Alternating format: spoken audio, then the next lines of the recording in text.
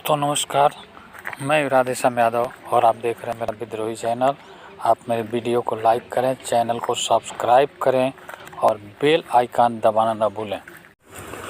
मित्रों, आज मैं जीवन के एक ऐसे रहस्य की चर्चा करने जा रहा हूं जिसके बारे में आपने शायद आज तक न सुना हो और यह अपने आप में एक अनूठा उदाहरण है।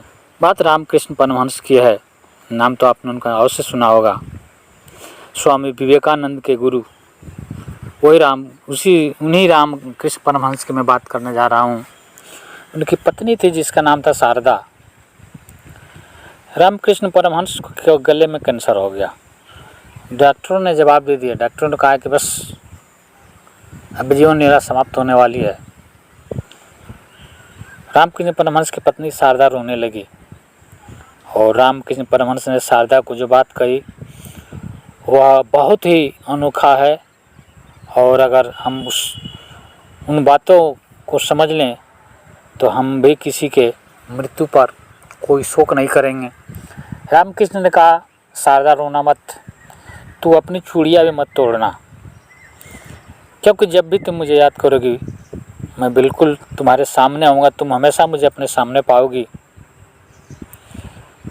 मैं कभी नहीं मरूंगा और जो मर जाएगा वह मैं नहीं होऊंगा। तो अपनी चूड़ियाँ मत तोड़ना, तो अपने सिंदूर भी मत पोंछना। और बड़े मज़े की बात कि उनके मरने के बाद शारदा ने, वह पूरे भारतवर्ष में अकेली औरत है जो अपने पति के मरने के बाद जिसने अपनी चूड़ियाँ नहीं तोड़ी, जिसने अपने सिंदूर नहीं धोए और जीवन भर जब तक सांस चली वह सधवा बन करके रही। रामकृष्ण परमहंस ने कहा कि अगर तूने मुझे प्रेम किया है तो मैं कभी नहीं मरने वाला हूँ, मैं हमेशा तुम्हारे साथ रहूँगा।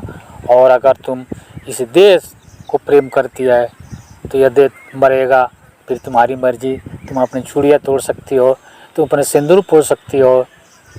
फैसला तुम्हारे हाथ में है कि प्रेम तुम मुझे से करती थी या फिर इस शरीर से। और शारदा ने वही किया।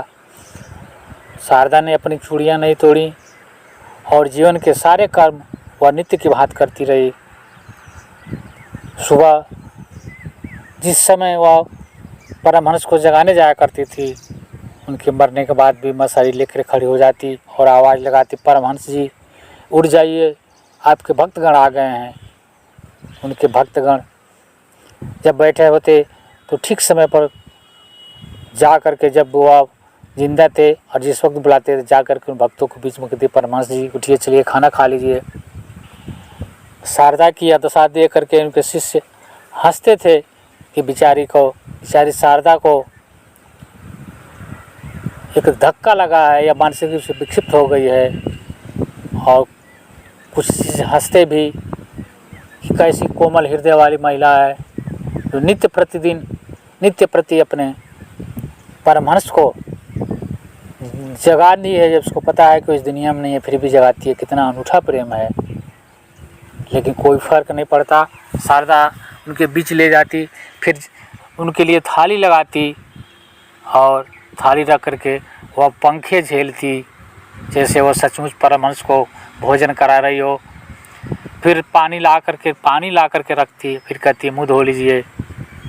और पूरे भारत के नारी इतिहास में शारदा यह पहली ऐसी नारी हुई है जो अपने पति के मरने के बाद उसके आंखों से एक बूंद भी आंसू नहीं गिरा। उसने चूड़ियाँ नहीं तोड़ी, उसने अपने सिंदूर नहीं धोए और सारे कार्य वो ऐसे करती रही जैसे परमहंस उसके सामने हो और कभी भी जीवन में उसके आंखों से एक आंसू नहीं गिरे। लोग समझते थे कि उनके मौत से शारदा विक्षिप्त हो गई है, इसके हृदय को धक्का लगा है और इसने अपनी मानसिकता खो दी है। लेकिन सच्चाई यह थी कि जब भी उसने परमहंस का ख्याल किया, जब भी उसके मन में परमहंस का ख्याल आता तो परमहंस की कई बातें उसके सामने खड़ी हो जाती और परमहंस की एक छवि उसके सामने खड़ी हो जाती। वह मुस्कुराने लगती और पूरा जीवन भर उस शारदा ने पाया कि परमहंस जी उनके साथ थे, उनके सामने है। मित्रों, जो इस शरीर को, जो इस पंच महाभूतों से निर्मित शरीर को प्रेम करेगा, यह शरीर तो मरना है, शरीर मरेगा, क्योंकि यह पंच महाभूतों से निर्मित शरीर इस प्रकृति का उधार है और यही प्रकृति द्वारा ले लिया जाता है, तो यह शरीर तो मरेगा। लेकिन इस शरीर के अंदर जो जीवात्मा है, जो एक अजर और अमर है, इसके अंदर जो एक ऊर्जा है, वह न कभी पैदा हुआ है और न कभी उसकी मृत्यु होती है, न कभी पैदा होगा और न कभी मरेगा। वह अजर है, अमर है। लेकिन अगर हम इस जीवन के अमरत्व को समझ पाने में सफल हों तो हमारा भी जीवन धन्य हो जाएगा। फिर हम भी किसी के मृत्यु पर शोक नहीं मनाएंगे, किसी के मरने पर हम अछूत का भाव नहीं रखेंगे। लेकिन इसके लिए आवश्यक है कि मरने के पहले आदमी जो उस अमृतत्व को प्राप्त हो जाए, आदमी उस चेतना को जगा करके उस अपनी चेतना युक्त आँखों से देख सके कि यह जीवन क्या है, तो उसके जीवन में भी एक आनंद का फूल खिलेगा और तब वह व्यक्ति इस जीवन के रहस्य को समझ सकेगा। इस शरीर के अंदर कुछ ऐसा है, इस शरीर के अंदर एक ऐसा भी बिंदु है जो न कभी जन्मता है, न कभी मरता है, न कभी अन्न ग्रहण करता है, न कभी जल ग्रहण करता है, उसके ऊपर न मान न पान का असर नहीं होता। अगर हम उस बिंदु को पालें तो हमारा जीवन धन्य हो जाएगा और हमारे जीवन में चारों तरफ खुशियाँ ही खुशियाँ होंगी।